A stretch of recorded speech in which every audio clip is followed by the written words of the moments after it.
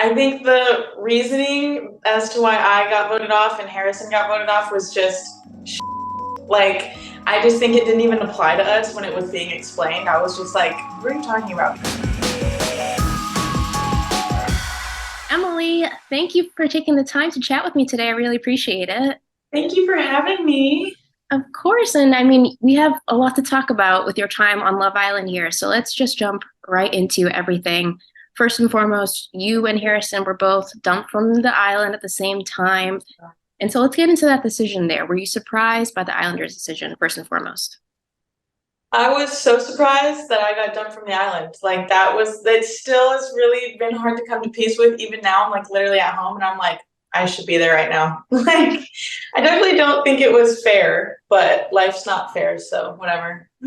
Right, and fair in the way that you think somebody else should have been eliminated, or like that you shouldn't have even been in the bottom four in the first place?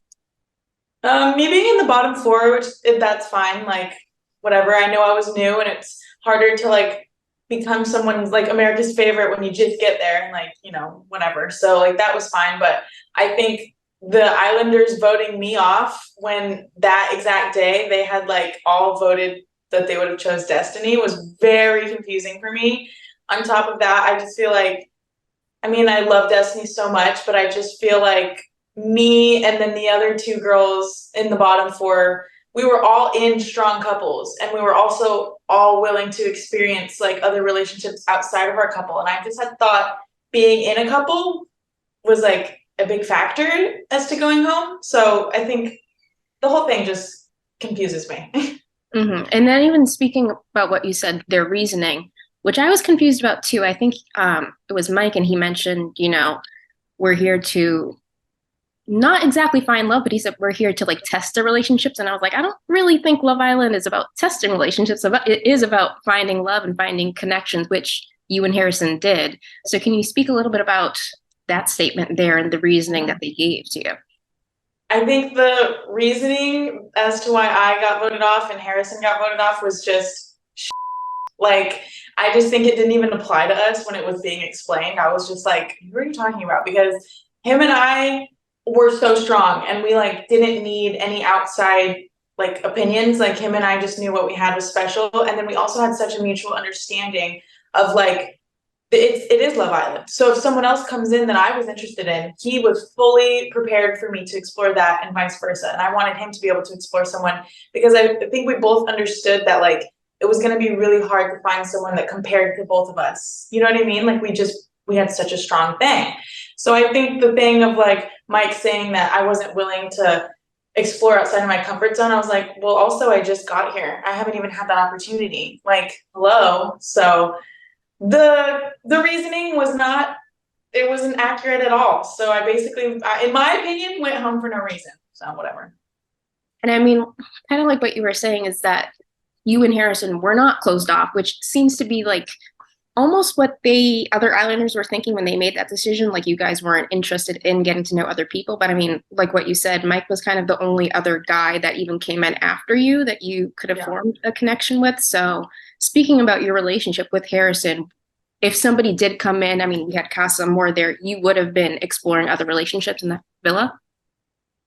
Um, Harrison and I both had just like an unspoken mutual agreement. Actually, I think it was spoken on. Like, I think he literally told me like when I chose him, he's like, this doesn't stop me from like wanting you to explore other options. And like, I just think we were both so level-headed and we are both like, okay, this is clearly Love Island. Like, there's going to be other people that get brought up that, I might very well be interested in. So if I made it to Casa Amor, I would have been getting to know every guy in there. And if I felt something with someone, it would have taken a lot to take Harrison's place, but I would have brought him back. Just as if Harrison was in there and he thought someone was, as special as I was to him, like I would expect him to do it too. Like we were just so open about that. And so it just sucks that we didn't get the opportunity to like fully see it through. Yeah. And I mean, like what you said, it was something that you guys talked about. I feel like we didn't really get to see too much of your relationship during the course of don't the even get show. started on that. Yeah. So can you speak a little bit about that? Like, what are some things that maybe you wish that the viewers had seen of your relationship? I wish the viewers had seen our relationship, period. I think the show does not represent at all what our relationship was. I think we had a really good thing going and we were so happy with each other, and like we had blossomed into like something so special. Like we were so connected on so many levels, and I feel like no one got to see any of that. No one got to see his humor at all. Like everyone still thinks he's this boring, like really hot, boring guy, and it's like he's actually like one of the funniest, like goofiest guys I know. So it just sucks that we didn't get to like get shown at all. Me and him, and like all we really got portrayed as was like extremely sexual, which we weren't. We were just like happy with each other. Yeah, I mean, just naturally how a relationship forms, especially in the Love Island world there. Yeah. Like, yeah. So, I mean, speaking about your relationship with Harrison, now that you guys are outside of the villa, how are things going there? Are you guys in contact? What's the status? Outside of the villa, Harrison and I are still very much in contact. We still like text. I FaceTimed him last night and I met his mom, which was really fun. Yeah. That's a big step. Yeah, it's a huge step. And I just like, I think we're like, why we work so well is because we're so extremely reasonable. We both understand we've only known each other a week. And so we're not anywhere near exclusive by any means, but we are seeing where it can go just because we've had something so special that was really rare.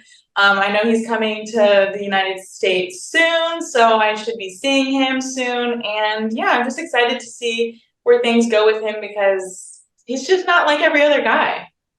Yeah, and I'm excited for you to have this experience outside of the villa, especially since we didn't get to see too much of your relationship. And you have been very vocal on social media, which has been great because it's provided a little bit of insight into what we didn't get to see. Like we've had like, it's funny because the show is like obviously filmed like 24/7, but we only get to see such a small amount of everybody's lives in the villa. So it's hard. So, yeah, definitely. And you know, you mentioned you guys are long distance, right? Is he back in Australia? So yeah, he's in Australia. Yeah. Yeah. And you are where exactly? I'm in Texas. So that's very long. It's crazy. Yeah. It's like, really?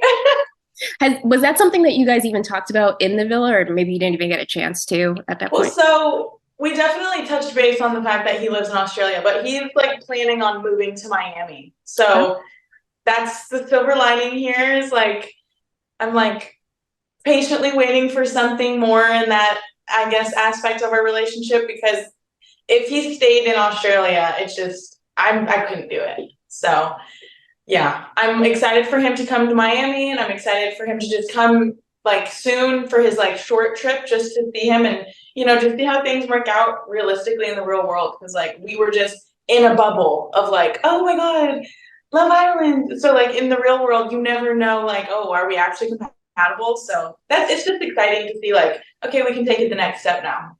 Mm-hmm, definitely. And I mean, we're speaking about Harrison too, but there were some things that I saw you mention on social media there. So I want to get into a little bit of those other things, even with, I know like I'm on Reddit and stuff. So I see what people talk about. All the My friend's like, don't go on Reddit. I'm like, okay. I know. I'm like, well, I have to. I'm researching.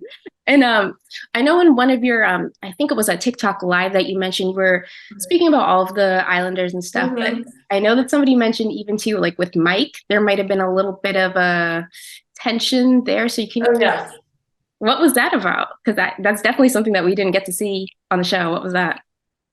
There's just something about Mike that just rubs you the wrong way. I don't know what it is, and I generally like everyone I meet.